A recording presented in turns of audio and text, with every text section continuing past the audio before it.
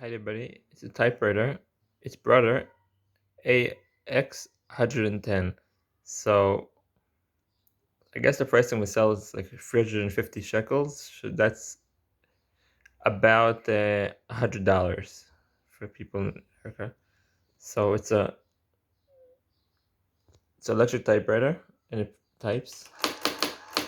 But I'm used to all this noise. Used to be.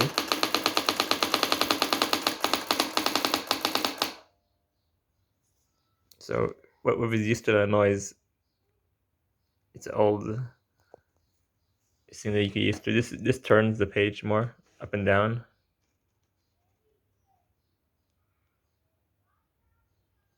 So I'm leaving the paper in because somebody's coming tonight to buy it. So